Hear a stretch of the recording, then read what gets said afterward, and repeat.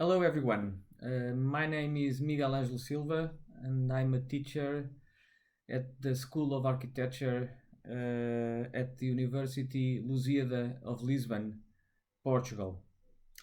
And I would like to invite you to see my presentation in this conference. The name of the presentation is Ruins, Poetic of Pastime.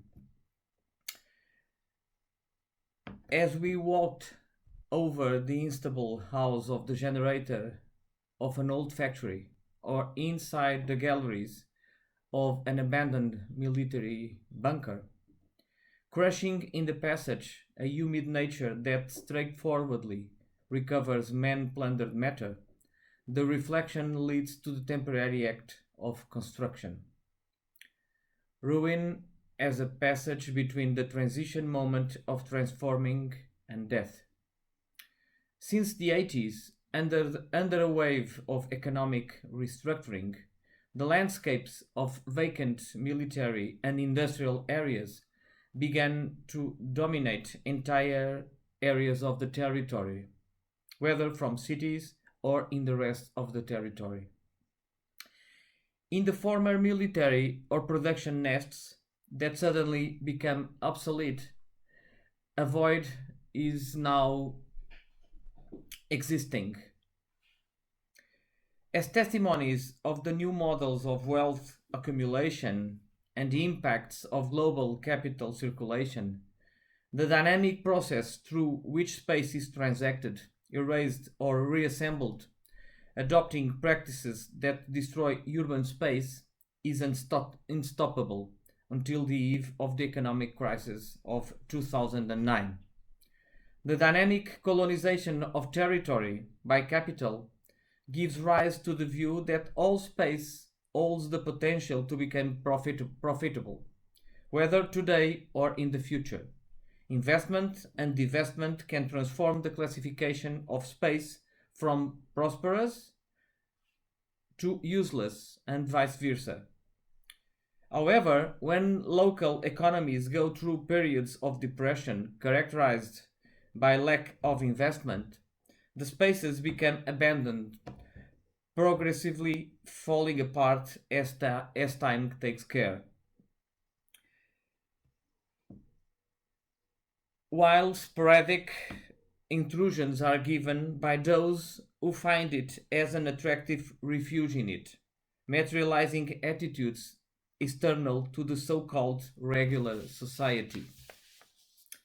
What then are the signals transmitted by looking at the once proud production machines or at the huge submarine bases? What feelings are aroused by the journey through these old and fantastic workrooms? Here too, the harmony imbued with the calmness of the abandoned space constitutes an unavoidable incursion on the present time. This stillness allows man to commune with nature as it becomes a vehicle to a fantastic place and time, without beacons and true positive inertia. This analysis helps us working urban regeneration with a more sensitive attitude, allowing past to become part of an intelligent future. I would call it a more human future. In 2009, the French architect Bernard Tchoumi in Barcelona in a talk affirmed, "The most architectural thing about this building is the state of decay in which it is." He was showing a picture of Ville Savoie by Le Corbusier in ruins.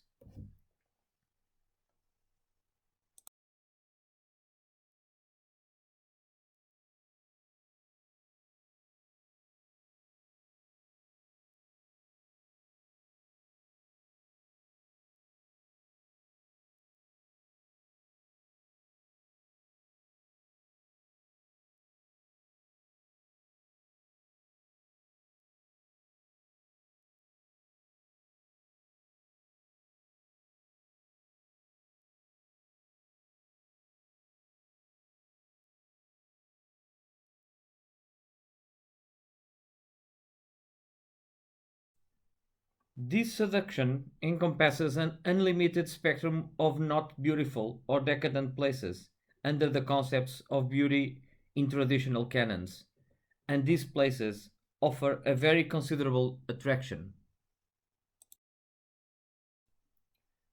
The powerful fantasy surrounding abandoned landscapes, cities, mines, ports, or factories has a great imaginary power over some groups of citizens, demonstrated by the use of them in films such as Ivan's Childhood by Andrei Tarkovsky in 1962 or Ridley Scott's Blade Runner in 1982, lived in a very powerful post apocalyptic environment.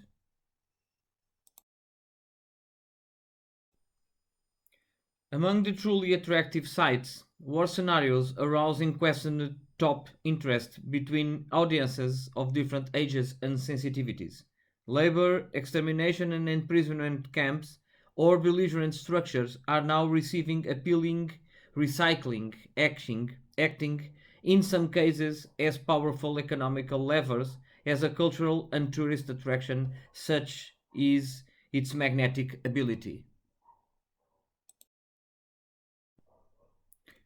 These monuments are often found in places abandoned by memory, in ruins, and surrounded by an aura of rejection without possible redemption.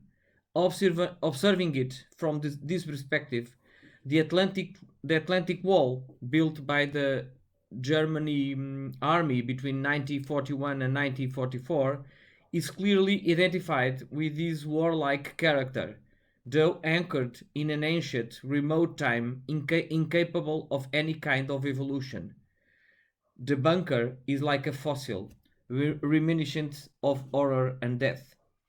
As Paul Virilio, the philosopher, says, in these cases the bunker appears as a kind of myth, simultaneously present and absent.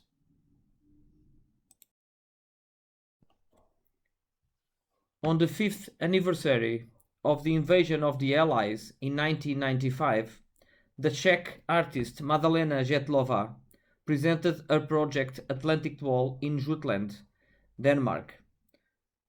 The words written on the concrete appear as a warning, not only emphasizing the fairy character of the building, leading the look into the icy interior of a bunker that opens if it were a stage, as in the image of the blocks at the mercy of the tide, marking the perception of what is not perpetual, of what is about to disappear. It is like this, behaving like archives of the catastrophe recently occurred, that these dark architectures manage to reach and be reprojected in the discourse of normality, of banality that converts them almost to the domestic level. The power of their plastic image and the powerful imaginary evocation they represent make some of these works the target of diverse use, from artistic demonstrations to other activities of a more daily nature. In 2009, the anti aircraft bunker that Benito Mussolini built in Rome temporarily functioned as a gallery in which were exhibited works by contemporary artists.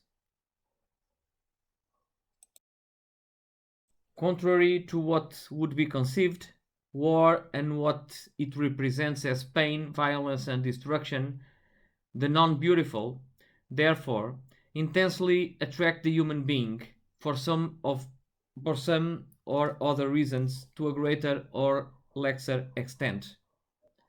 After the end of the Cold War, some of Switzerland's military bunkers were deactivated to receive new functions, from congress centers to hotels. This image shows us how you can feel the telluric intensity of the location of the La Claustra Hotel, built inside an underground shelter in the Gotthard Massif.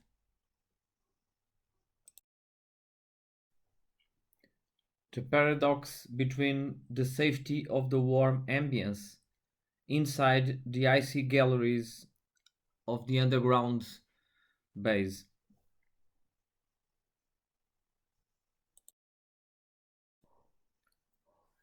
On other occasions, the remains that were once muscular and now dying arrive assuming an active role in the environment. Construction, empty or not of its primary meaning, can gain added value as a key element in the urban fabric, starting from the recognition of its potential as well as based on mixed arguments of conservation of the historical or economic heritage. The abominable building can be integrated into the territory as a qualitative, attractive, and alternative entity. Here we can see an aerial view of Saint Nazaire, and in the central area the huge building of the ex submarine base built by the Nazi army in 1941.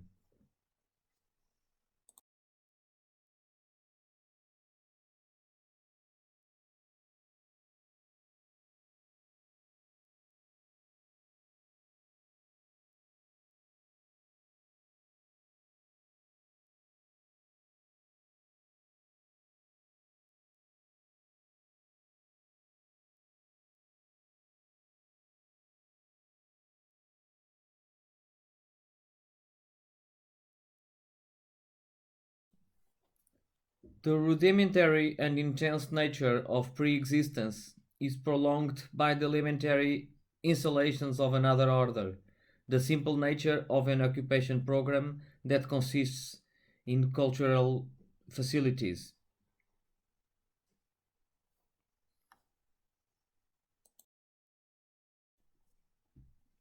In Russia, a country that is still a mystery today due to the degree of secrecy of its former regime, many of the war symbols of the Cold War can be visited in an organized or autonomous way.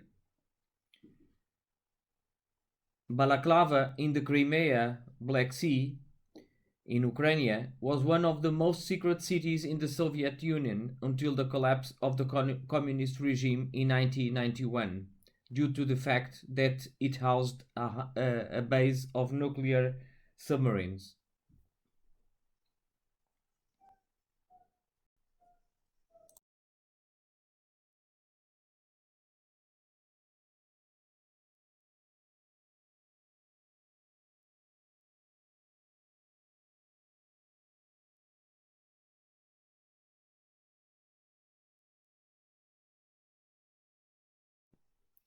Another example of this alternative tourism are the touristic tours to Chernobyl or Pripyat, where the visitor can feel adrenaline levels arise as much as the geyser counter.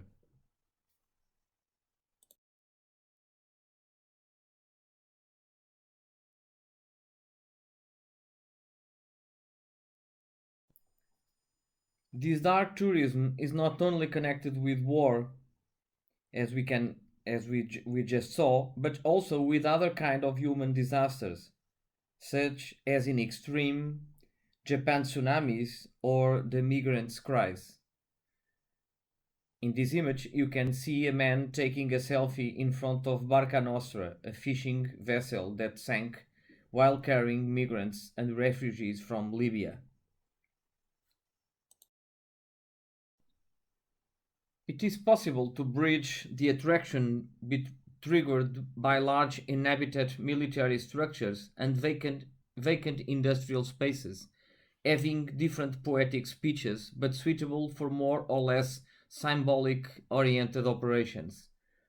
Which discourse echoes now in the labyrinths of the abandoned technical systems or in the underground galleries of the old mines where before hundreds of people offered their body and soul.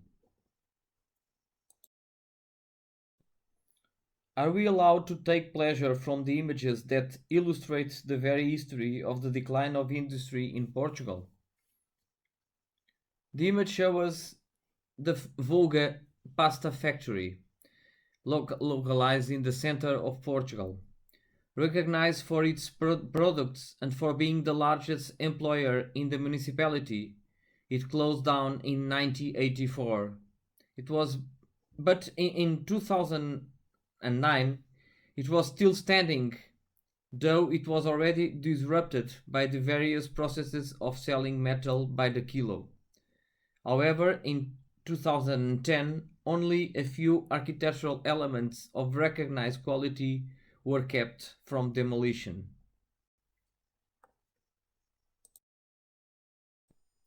What is the objective leading us to photograph these anthropomorphized faces of industrial structures, which can now only access a sensory experience of themselves precisely through their remains left to the elements, discovering the beautiful where you least expected?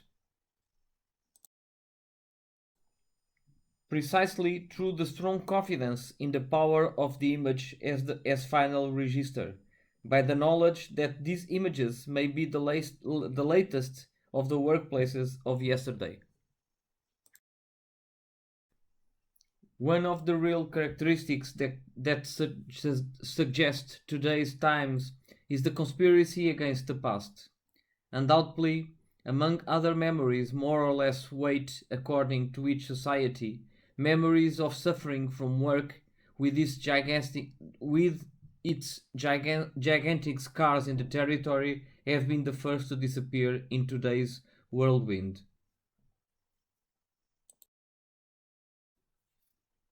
The memory freezes the aura of both warlike and industrial spaces, making them almost legendary and unimaginable figures, but undeniably magnetic and beautiful. Industry, war, and archaeological memory are united. The images of the deactivated industry, civil or military, almost always offering cryptic impressions, begin to disappear everywhere. It is therefore urgently necessary to evoke them with precision so that their memory does not dissolve, as it is an evidence that factories are highlighted among the first ones to be sacrificed when societies build highways and urbanizations. While many of them belong to the group of ruins, these melancholic testimonies dispute the dual. They do not admit tendencies to forget past sacrifices, but they also present themselves as permissive in reuse, and this is the matter that is important to conjecture here. Again, making us design a more sensitive future that includes remembering in its main premises. Thank you very much.